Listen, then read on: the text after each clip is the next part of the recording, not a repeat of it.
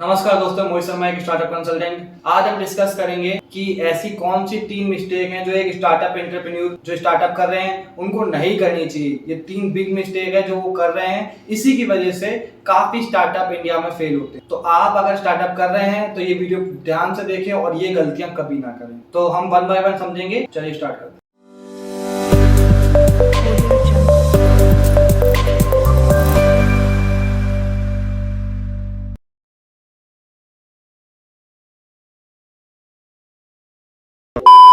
तो पहला पॉइंट आता है कि ऐसी पहली कौन सी गलती है जो एक स्टार्टअप एंटरप्रेन्योर जो बन रहे हैं, स्टार्टअप जो कर रहे हैं वो करते हैं। तो पहला पॉइंट है लीगल रजिस्ट्रेशन। लीगल रजिस्ट्रेशन में अधिकतर लोगों को ये नहीं पता है कि उनको क्या करना चाहिए या क्या नहीं करना चाहिए। जो रजिस्ट्रेशन की उनको नीड नहीं है, अधिकतर लोग वो रजिस्ट्रेशन भी ले लेते हैं क्योंकि उनको इसके बारे में कोई जानकारी नहीं है, ना उनको कोई अवेयरनेस है। तो मैं बताता हूँ आपको कि नया स्टार्टअप कर रहे हैं तो आपको क्या क्या जरूरत है बेसिक रजिस्ट्रेशन के। उसमें तो रजिस्ट्रेशन में पहले आप अगर नया स्टार्टअप है और आपके पास 5 से 6 स्टाफ है तो आप सिर्फ एक जीएसटी प्रोप्राइटरशिप बना के अपने बिजनेस को स्टार्ट करें। जब आपका काम बढ़ जाता है, आपकी 10 लाख से ऊपर की बिलिंग होने लग जाती है, आपके पास स्टाफ 18-19 स्टाफ हो जाता है, तब आप एक प्राइवेट कंपनी में स्विच करें। उससे पहले स्विच ना करें। आप सिर्फ एक जीएसटी एमएसएमई लेके स्टार्ट कर सकते हैं।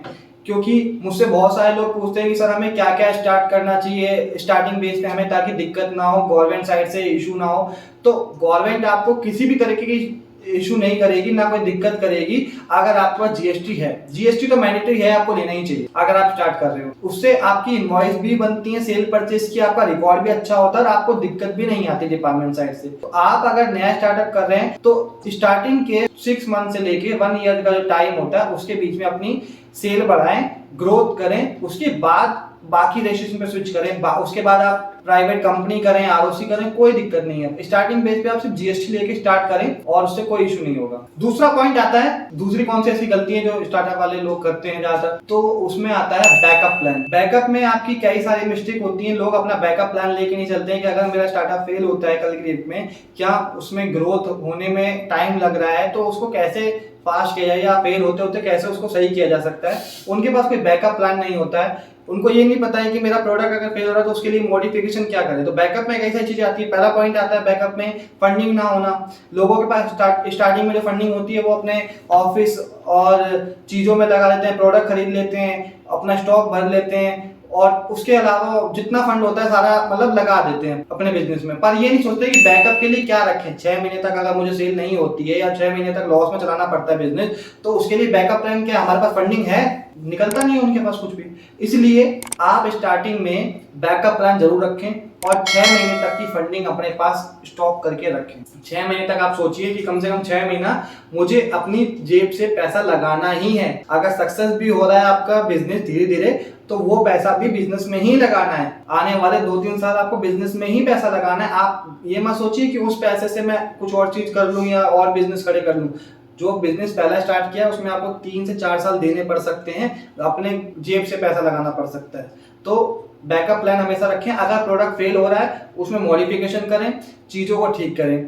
और अगर आपको पता है कि उस इंडस्ट्री के लिए आप नहीं बने तो वहीं पे उस चीज को शट डाउन कर दें। आप कंटिन्यू ना चलाएं क्योंकि आपको पता है कि वो चीज आपसे नहीं हो रही है, लॉस में जा रही है। इससे अच्छा आप उसको बंद कर दें। थर्ड पॉइंट जो हमारा आता है कि जो अधिकतर लोग में अभी भी हमारे पास क्लाइंट आते हैं कि ये जो मिस्टेक है वो सभी लोग कर रहे हैं, हमने भी करी है, आप भी कर रहे हो। जो तीसरा पॉइंट हमारा है टीम मैनेजमेंट। टीम मैनेजमेंट में बहुत सारे लोग इतनी गलतियां करते हैं, बहुत कुछ मतलब उनको इतना नुकसान होता है टीम मैनेजमेंट की वजह से। अधिकतर स्टार्टअप तो उनकी वजह से ही फेल होते हैं। तो वो क्या करते हैं, स्टार्टिंग बेस पे आप लोग मतलब हाई क्वालिफाइड स्टाफ को हायर कर लेते हैं और बहुत एक्सपीरियंस वाले लोग हायर कर लेते हैं, जिससे उनको आपको पे ज्यादा करना पड़ता है। वो आपका देखिए एक तो प्रोडक्ट नया है, ठीक है, और आप मार्केट में नए नए हो, आपके पास कोई पहले का एक्सपीरियंस नहीं है, तो चाहे आप एक्सपीरियंस वाले लोग ले भी आओगे तो भी प्रोडक्ट सेल होने में टाइम लगेगा ही लगेगा।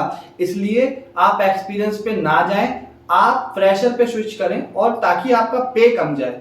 और एक साथ ज्यादा स्टाफ को ना रखें। आप जैसे बहुत सारे लोग करते हैं कि जैसे ही ऑफिस ओपन किया ऑफिस ओपन करते ही आप लोग 10-10, 12-12 लोग स्टाफ हायर कर देते हैं, उसके बाद फिर सैलरी देनी पड़ती है तो फिर दिक्कत होती है।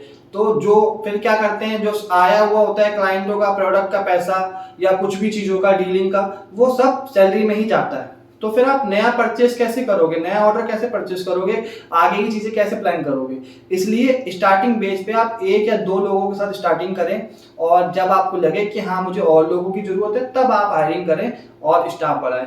टीम मैनेजमेंट में एक्सपीरियंस लोगों को कुछ टाइम बाद ही मतलब हायर करें। स्टार्टिंग बेस पे आप एक्सपीरियंस ना लें, प्रेशर को ही हायर करें, जिससे आपका पे कम जाएगा। तो ये थी 3 बिग मिस्टेक जो एक स्टार्टअप कर रहे हैं, अभी तक कर रहे हैं, और गलतियों से सीखना जरूरी है। अगर आप गलतियां कर रहे हो कोई बड़ी बात नहीं, हर कोई गलती करता है, पर गलतियों से सीख रहे हो ये बड़ी बात है।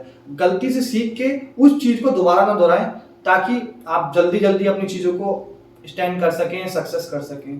तो अगर आपको और भी कोई डाउट है और आपको अच्छी लगी ये वीडियो और आप चाहते हैं हम ऐसे ही टॉपिक पे आपको मोटिवेट करते रहें, तो आप हमें कमेंट बॉक्स पे कमेंट करें, जिससे हमें भी मोटिवेशन मिलेगी आपको और चीज़ें बताने में और दिखाने में। तो थैंक यू सो मच।